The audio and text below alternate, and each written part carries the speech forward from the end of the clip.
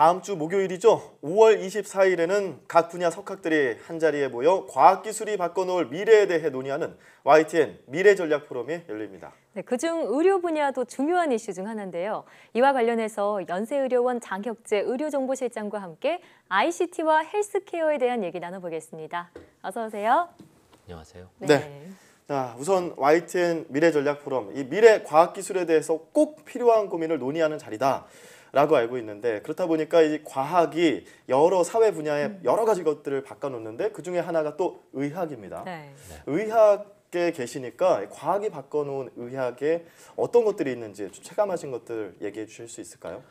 ICT 기술 발전에 따른 의료계의 변화라고 할 때 일반적으로 사람들이 새로운 약물이나 최신 의료 장비 같은 것들을 떠올립니다만 실제로 ICT 기술 발전 자체가 의료계를 많이 바꿔놨습니다.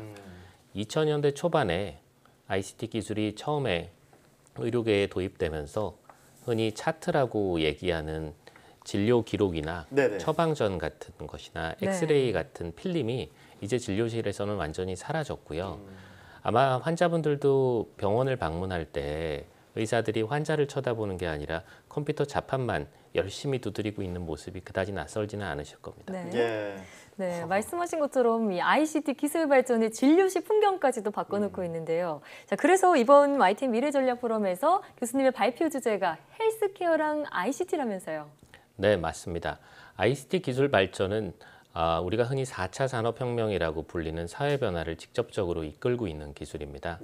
다양한 자가진단 기기를 활용해서 스스로 건강 정보를 수집하고 병원의 울타리 안에서만 있던 차트 속에 있던 정보를 활용해서 환자가 스스로 자기의 건강 관리를 할 수 있도록 돕고 요즘 흔히 얘기되는 인공지능 기술과 접목해서 기존의 의료 시스템의 효율성을 높이는 것 모두 ICT 기술 발전에 의존하고 있습니다. 그러나 본질적으로 헬스케어를 얘기할 때 ICT 기술을 함께 얘기할 수밖에 없는 것은 우리가 고령화에 따라서 폭발적으로 의료 비용이 증가하고 있거든요. 이렇게 증가하고 있는 의료 비용을 우리 사회가 감당하고 지속적으로 성장해 갈 수 있기 위해서는 ICT 기술을 적극적으로 활용하는 것이 거의 유일한 대안이라고 할 수 있습니다. 그러니까 뭐 바꿔 말하면 ICT 기술을 활용하면 비용이 줄어들 수 있다. 이렇게도 접근해 볼 수 있는 것 같은데요. 그러면 그 헬스케어, 뭐 우리 말로 하면은 건강을 관리하는 것, 여기 ICT 기술이 활용이 되는데 구체적으로 어떤 것들이 활용이 될까요? ICT 기술이라고 하면 헬스케어 분야에서 사람들이 아마 가장 친숙하게 접하는 것이 웨어러블 디바이스라고 불리는 것입니다. 그렇죠. 이렇게 요즘은 스마트워치로 그렇게 부르죠. 시계 같은 형태도 있고 스마트폰 형태도 있고 뭐 다양한 형태가 있는데요. 이러한 웨어러블 디바이스를 자가건강관리뿐만이 아니라 응급의료 시스템과 결합하고자 하는 시도도 일정한 성과를 거두고 있습니다. 예컨대 웨어러블 디바이스에 개인의 질병 정보, 자기가 어떤 병을 앓고 있는지에 대한 정보를 담아두면 예상치 않은 응급 상황에 처했을 때 구조구급 요원이 적절한 현장 처치나 이송 중에 처치를 할 수 있고 우리가 이리저리 병원을 찾아 헤매는 일이 없이 적절한 의료기관에 신속한 이송이 가능해집니다. 또 최근에 5G 기술하고 결합하면 이송 중에 수집하는 생체 정보, 현장 정보, 그리고 적절한 치료 방법에 대한 지도같이 의료기관과 구조구급 요원 간의 쌍방향 의사소통이 가능해질 수 있습니다. 정말 생명의 골든타임과 직결된 이런 기술들은 하루빨리 도입이 됐으면 좋겠는데요. 그런데 건강에 대한 관심은 요즘 워낙 높잖아요. 그러다 보니까 정보들도 참 많고요. 그러면 좀 근거 없는 속설들이랄까요? 그런 게 좀 퍼지기 마련인데요. ICT 기술이 좀 도입이 된다면 확실한 정보를 선별해 볼 수 있는 방법도 생길까요? 네, 맞습니다. 바로 그러한 부분들이 현재 우리가 느끼고 있는 큰 불편함인데요. 실제 의료 정보와 스마트폰 그리고 인공지능 기술을 결합한 챗봇 시스템 같은 경우는 2016년에 이세돌 구단과 알파고가 바둑을 두고 나서 정부에서도 이러한 부분에 대해서 적극적으로 지원을 해서 챗봇 시스템 같은 것들이 개발되고 있습니다. 이렇게 되면 몇몇 지인이나 인터넷에 떠도는 불확실한 정보에 근거해서 자기의 증상에 대한 궁금증을 해소해 오던 대다수의 사람들이 건강 행태를 바꾸어서 의료기관에 꼭 필요한 환자를 적절한 의료기관으로 연결하는 것이 가능해질 것입니다. 그러면 이제 제가 이제 기침을 하는데 이 증상을 컴퓨터에 입력만 하면 챗봇이 어디 병원으로 가세요 이렇게 안내도 할 수 있는 그런 시대가 온다라는 건데 네. 자 이렇게 인공지능, 빅데이터 여러 기술들이 의학과 접목이 돼서 이 많은 생활에 변화를 줄 것 같은데 어떻게 활용이 될까요? 빅데이터라는 것에 대해서 사람들이 관심이 굉장히 많습니다.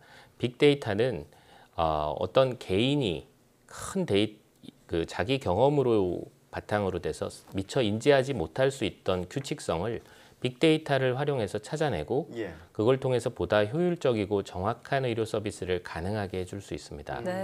예를 들어서 질병이 발생할 위험성이나 우리가 얼마나 오래 살 수 있을까에 대한 예상 수명 같은 것들도 현재 통계적으로 추정하는 것보다도 훨씬 더 정확하게 사람들의 건강 행태를 긍정적인 방향으로 바꿀 수 있을 것입니다. 네, 지금까지 또 ICT와 빅데이터 기술이 어떻게 활용될 수 있을지를 말씀해 주셨는데요. 그런데 사실 지방에서는요, 이거는 뭐 서울이나 수도권에서만 해당되는 얘기야, 꿈 같은 얘기야 이렇게 생각하실 수도 있을 것 같아요. 그런데 오히려 이런 기술들이 도입이 되면 수도권과 지방의 그런 의료기술 격차도 좀 좁힐 수 있지 않을까요? 네, 맞습니다. 가장 대표적인 사례로 로봇 수술 같은 것에 예를 들 수 있는데요. 로봇 수술이라는 것이 아시다시피 고가의 수술이고 비교적 한 병원에서 몇 사람 안 되는 환자들만 로봇 수술을 받기 때문에 한 명의 수술 의사가 경험하게 되는 환자의 사례가 제한적일 수밖에 없습니다. 여러 환자의 데이터를 모두 모아서 그 인공지능 기술이라든가 데이터를 처리하는 기술과 접목해서 찾은 규칙성을 우리가 수술용 로봇에다가 이식하게 되면 실제 지방이나 작은 도시에서도 최상의 의료 서비스를 받을 수 있습니다. 글로벌 ICT 업체 같은 곳에서도 이러한 기술에 현재 많은 투자를 하고 있는 상태입니다. 네. 오늘 저희가 전해드린 소식 중에서도 이 대전에 융합의과학원을 설치를 해서 이런 의료 기술을 또 과학과 접목하는 융합 기술 인재들을 양성하겠다라는 목표가 나왔었는데 그렇다면 교수님 보실 때 이 ICT 기술이 의학과 접목을 해서 앞으로 계속해서 뭔가 진화를 할 거 아니겠습니까? 이 진화의 끝은 어느 정도까지라고 예상하세요? 당연히 진화의 끝은 병원에서 저 같은 의료인이 사라지고 아마 로봇이나 컴퓨터가 대체를 하는 것을 아마 연상을 하실 텐데요. 슬퍼질 뻔했습니다. 그런 일은 아마 상당히 시간이 소요돼서 어쩌면 우리 세대에는 그러한 모습은 보지 못할 수도 있습니다. 하지만 우리가 병원을 이용할 때 흔히 접하게 되는 뭐 콜센터라든가 원무라든가 보험 청구와 같은 우리를 불편하게 하거나 비용을 많이 들게 하는 이러한 제반 서비스들이 ICT 기술들이 도입되면서 바꾸어 갈 것입니다. 또 자가건강관리나 응급의료 서비스와 같이 기존의 의료 서비스가 있지만 사람들에게 충분한 서비스를 제공하지 못하는 영역에서도 ICT 기술이 많은 역할을 하게 될 것입니다. 네. 이렇게 새로운 기술을 도입하고 또 효율적으로 운영하기 위해서는 심도 있는 논의가 기본이 돼야 하잖아요. 특별히 어떤 부분에 사회적인 합의가 필요할까요? 가장 먼저 언급되는 것이 이게 데이터 활용을 자유롭게 하기 위한 규제 완화입니다.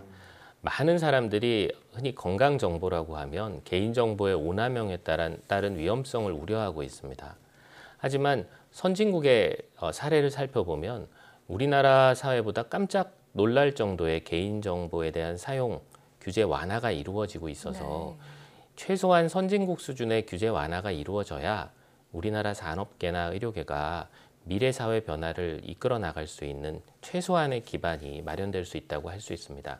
물론 이 부분에 대해서는 충분한 사회적인 논의와 합의가 필요하겠습니다만 신속한 규제 완화가 사실 우리나라의 이러한 산업 분야를 이끌어갈 수 있도록 하는 하나의 동력이 될 수 있다고 생각합니다. 또 하나는 비교적 보수적인 의료계에서 ICT 기술을 도입했을 때 빠른 시간 내에 도입을 할 수 있는 하나의 유인책으로 ICT 기술을 도입하는 의료기관에 대한 어떤 식으로든 인센티브 같은 것이 주어진다면 산업계가 활성화될 수 있지 않을까 생각합니다. 네, 규제와 완화의 균형 감각은 필요하겠지만 어찌됐든 이거로 인해서 사람들에게 이로운 그런 의학이 펼쳐져야 될 텐데 참 기다려지는 그 날짜 5월 24일 YT의 미래전략 포럼이 예정되어 있는데 그때 이제 관련된 주제를 가지고서 이제 발표를 하실 거고 그 발표로 공론의 장이 펼쳐지잖아요. 네. 어떤 것들이 논의됐으면 한다 이렇게 기대를 하세요?